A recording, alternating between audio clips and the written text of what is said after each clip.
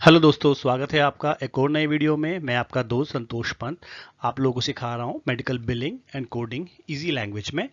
और जैसे कि मैं आपको बता चुका हूँ, ये चैनल मैंने अपने दोस्तों के लिए बनाया है जो लोग मेडिकल बिलिंग में जॉब कर रहे हैं यूएस हेल्थ केयर प्रोसेस में, या इसमें आना चाहते हैं और सीखना चाहते हैं उसको ईजिली, जिससे कि वह इस प्रोसेस में अपना करियर बना सकें।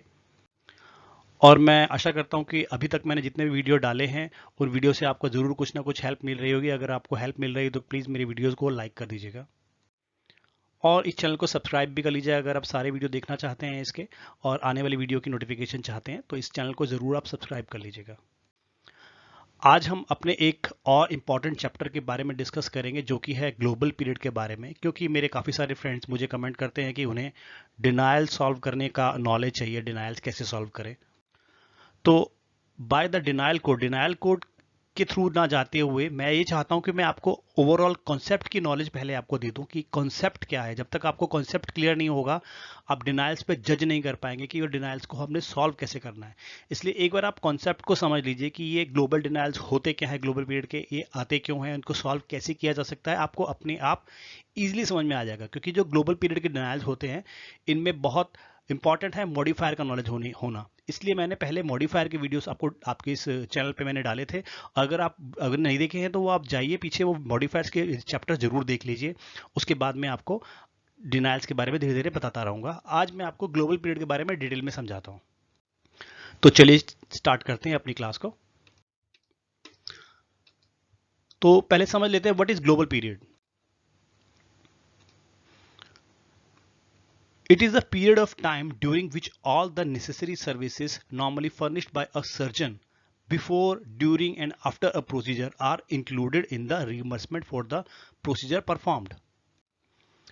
हमें ग्लोबल पीरियड के लिए काफ़ी डिनायल्स आते हैं एआर में जब हम काम करते हैं, स्पेशली ये सर्जरीज के अंदर या सर्जरीज के बिटवीन जो इवेल्यूशन मैनेजमेंट की सर्विसेज बिल होती हैं उनके ऊपर हमारे डिनायल्स आ जाते हैं कि ये जो आपकी सर्विस है ये ग्लोबल पीरियड में इंक्लूडेड है, या फिर आपको ये डिनायल आएगा कि ये डिनायल क्लेम डिनाय हो गया है प्री हॉस्पिटलाइजेशन के लिए या पोस्ट हॉस्पिटलाइजेशन के लिए। तो ये सब चीज़ क्या होती है इसके बारे में मैं आपको समझा देता हूँ पहले। It is a period of the time during which all the necessary service इनमोली फर्निश्ड बाय अ सर्जन। मैं आपको इसके बारे में थोड़ा एक एग्जांपल देकर समझाता हूँ, जैसे कि मैं समझाता हूँ आप लोगों को, और वो आप लोगों को इजीली समझ में आता है अगर मैं एग्जांपल के थ्रू बताऊं। अब एक पेशेंट का कोई सर्जरी की गई है, वो फिर मेजर हो सकती है माइनर हो सकती है। हम मेजर सर्जरी लेके चलते हैं, जैसे कि एक टोटल नी रिप्लेसमेंट पेशेंट का हुआ है। तो जब टोटल नी रिप्लेसमेंट पेशेंट का होता है तो उससे शायद एक दिन पहले हम एक्सरेज कर सकते हैं या किसी भी टाइप का टेस्ट कर सकते हैं जो कि उस सर्जरी के लिए नेसेसरी है, डिसीजन लेने के लिए कि सर्जरी कल होने वाली है, जो ये उसके लिए सब कुछ ठीक है या नहीं है। तो उस बिटवीन जो हम चार्जेस बिल करते हैं वो हमारे प्री हॉस्पिटलाइजेशन में आते हैं। हो सकता है कि वह आगे जाके डिनाय भी हो जाए, ठीक है। उसके बाद सर्जरी परफॉर्म होती है और सर्जरी के कुछ दिनों तक इंश्योरेंस कंपनी, या आप कह सकते हैं सीएमएस की गाइडलाइंस है, मेडिकेयर की गाइडलाइंस है कि कुछ दिनों तक उस ट्रीटमेंट से रिलेटेड किसी भी चीज के लिए अगर पेशेंट रिपीटेटिव ऑफिस या हॉस्पिटल में आता है तो आप उसका अलग से चार्ज नहीं करेंगे, अलग से क्लेम बिल नहीं करेंगे। जैसे कि टोटल नी रिप्लेसमेंट हुआ है पेशेंट का और पेशेंट को बोला गया है कि आपको रेगुलर आना है, हो सकता है कि उसको उसकी क्या कहते हैं पट्टी चेंज करानी हो, ठीक है।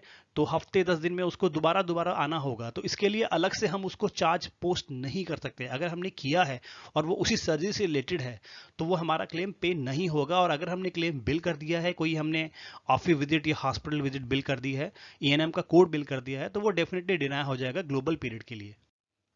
इंश्योरेंस कंपनी ये डिटरमाइन ऐसे करेगी कि वो जैसी प्रोसीजर को बिल आप करोगे तो उस क्लेम का ग्लोबल पीरियड स्टार्ट हो जाएगा। जैसे कि टोटल नी रिप्लेसमेंट का एक कोड, जो कोड है, कोड का ग्लोबल पीरियड 90 डेज है। बेसिकली 91 डेज है, एक दिन पहले सर्जरी का और 90 दिन उसके आगे तक। तो अगर इन 91 डेज में या 90 डेज में अगर पेशेंट उस नी रिप्लेसमेंट सर्जरी से रिलेटेड किसी भी चीज के लिए आता है, अगर उसे पेन हो रहा है या उसकी लीकेज है या उसको पट्टी चेंज करानी है, तो उससे रिलेटेड कोई भी चार्ज पे नहीं होगा। इंश्योरेंस कंपनी देखेगी कि इसका बिल, इस सर्जरी इस डेट को पर्टिकुलर बिल हुआ था, उसके बाद वो ऑटोमेटिकली एक 90 डेज का ग्लोबल पीरियड अपने सिस्टम में चेक लगा देगी। और अगर आप कोई भी क्लेम बिल करेंगे एंड द डायग्नोसिस बिल्कुल सेम है तो आपका क्लेम डिनाय हो जाएगा।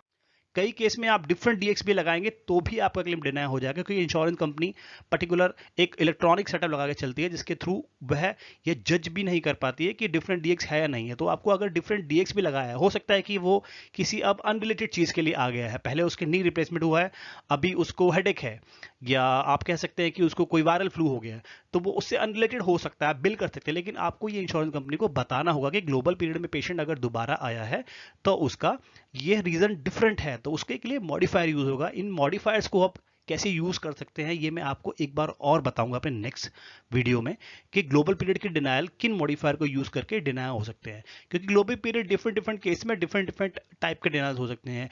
प्री हॉस्पिटलाइजेशन हो सकता है कि आपने प्री ऑपरेटिव हो सकता है कि आपने प्री ऑपरेशन से एक दिन पहले कोई टेस्ट किया है या कोई ट्रीटमेंट दिया है, उसके बाद आपने किया है, वो उसमें डायग्नोसिस क्या यूज किए हैं, सेम है या डिफरेंट है। सर्जरी रूम में दोबारा अगर आ जाता है पेशेंट तो वो किस रीजन से आया है, तो उसको कैसे हमने पोस्ट ऑपरेटिव पीरियड को बाईपास करके हमने उसको वो कैसे पे करवाना है, इसके लिए मैं एक डिफरेंट वीडियो बनाऊंगा। Global surgery is not restricted to hospital inpatient setting.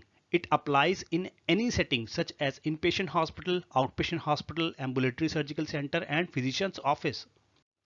Patient की सर्जरी कहीं भी हुई है, ऐसा नहीं है कि सर्जरी हॉस्पिटल में ही होती है, काफ़ी सारी सर्जरी एम्बुलेटरी सर्जिकल सेंटर में की जाती है।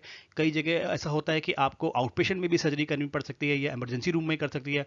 ऑफिस के अंदर काफ़ी माइनर सर्जरीज होती है, यूजुअली ऑफिस में माइनर सर्जरी होती है, मेजर सर्जरी हॉस्पिटल में ही होती है। लेकिन जो ग्लोबल पीरियड का रूल होता है ये माइनर मेजर सब में यूज होता है, सभी टाइप के चार्जेस में अप्लाई होता है। Pre hospitalization and post hospitalization are the part of global period. जैसे कि मैंने बताया कि सर्जरी से एक दिन पहले और उसके 10 दिन से लेकर 90 दिन को जो भी उस प्रोसीजर कोड का ग्लोबल पीरियड है, तब तक ये ग्लोबल पीरियड अप्लाई होता है। ये प्रोसीजर पे डिपेंड करता है कि यह किस प्रोसीजर का कितना ग्लोबल पीरियड होगा। जैसे कि मैंने बताया, global period differs by procedure to procedure. Usually it's between -1 to 90 days. -1 means surgery से एक दिन पहले और सर्जरी के 90 दिन बाद तक। Global period can be determined from below link. मैं आपको ये लिंक दे रहा हूं जो डिस्क्रिप्शन में आपको डाल दूंगा। ये पाल्मर्टो जीबीए जो मेडिकेयर है, इसका एक स्टैंडर्ड लिंक है। इस लिंक को आप यूज कर किसी भी प्रोसीजर का ग्लोबल पीरियड आप चेक कर सकते हैं कि कितना इसका ग्लोबल पीरियड है, 10 डेज है, 90 डेज है, या आप इसमें यह भी चेक कर सकते हैं कि आपने जो सर्जरी बिल की थी इसका ग्लोबल पीरियड कितने दिनों तक रहेगा, या कब इसका ग्लोबल पीरियड एक्सपायर होगा, जो उसके बाद आप क्लेम सर्विस बिल कर सकते हैं, या इन बिटवीन आपने बिल कर दी है तो ये ग्लोबल में फॉल होगा या नहीं होगा। इस साइट का मैं आपको एक स्निप दिखा देता हूं। ये जब साइट आप ओपन करेंगे तो ग्लोबल सर्जरी कैलकुलेटर खुल जाएगा जो कि स्टैंडर्ड है, और ये इंटरनली अपडेट होता रहता है। हो सकता है किसी प्रोसीजर का अभी 90 डेज है, बाद में 10 डेज हो जाए, तो जैसा भी है ये इसका सीएमएस इसे अपडेट करता रहता है। तो जो फर्स्ट सेगमेंट आप देख रहे हैं, इसमें आपने अपने प्रोसीजर की डेट डालनी है कि आपने किस डेट को प्रोसीजर आपका बिल हुआ है, कोई सर्जरी बिल हुई है, तो वो आपको बता देगा कि इसका 90 डेज कब होगा और 10 डेज कब होंगे इसके एक्सपायर। और अगर आप किसी पर्टिकुलर सीपीटी कोड का देखना चाहते हैं इसका ग्लोबल पीरियड कितना है, तो आप ये सेकंड सेगमेंट के अंदर अपना सीपीटी आप एंटर करेंगे। लुकअप पे आप जब क्लिक करेंगे तो आपको ये नीचे रिजल्ट में आपको बता देगा कि इस प्रोसीजर कोड का 10 डेज ग्लोबल पीरियड है या 90 डेज ग्लोबल पीरियड है, तो आपको उसी के अकॉर्डिंग फिर उस क्लेम को सॉल्व करना होगा। तो दोस्तों आज के लिए इतना बहुत है। आज मैंने आपको ग्लोबल पीरियड के बारे में समझाया कि ग्लोबल पीरियड क्या होता है, इसके डिनाइल्स किस तरीके से आ सकते हैं। नेक्स्ट आने वाले चैप्टर में मैं कोशिश करूंगा आपको काफ़ी डिनाइल जो हमारे आते हैं प्री हॉस्पिटलाइजेशन पोस्ट हॉस्पिटलाइजेशन के और ग्लोबल पीरियड के, मैं कैसे उन डिनाइल्स को आप सॉल्व कर सकते हैं, किन किन मॉडिफायर का यूज़ कर आप उनको सॉल्व कर सकते हैं, क्या क्या सिचुएशन होती है जिनमें ये डिनाइल्स आते हैं, तो मैं आपको उसके बारे में समझाऊंगा। इससे आप ग्लोबल पीरियड से रिलेटेड सभी टाइप के डिनाइल्स को सॉल्व कर सकते हैं बहुत ही ईजिली। आपको किसी कोडर की आवश्यकता नहीं है, कोडर के पास नहीं जाना होगा। अगर आपको बेसिक नॉलेज होगी आप अपना क्लेम खुद से सॉल्व कर पाओगे, और इससे आपकी परफॉर्मेंस में काफ़ी ग्रोथ होगी। आप लोग से एक बार और रिक्वेस्ट है, अगर आपको मेरी वीडियो से अगर ज़रा सा भी फायदा हो रहा है तो प्लीज़ सब्सक्राइब कीजिए, वीडियो को लाइक कर दीजिए, जिससे कि मुझे इंकरेजमेंट मिले और मैं जल्दी जल्दी और नए नए वीडियोस में डालता हूँ, अपनी नॉलेज आप लोगों के साथ शेयर कर सकूँ, जिससे आप सभी लोगों को हेल्थ केयर प्रोसेस में काफ़ी बेनिफिट मिले और आप इसमें आगे ग्रो कर सकें। तो आज के लिए इतना काफ़ी होगा। Thank you so much. बहुत ही जल्दी मैं नई वीडियो के साथ आऊँगा। बाय बाय दोस्तों।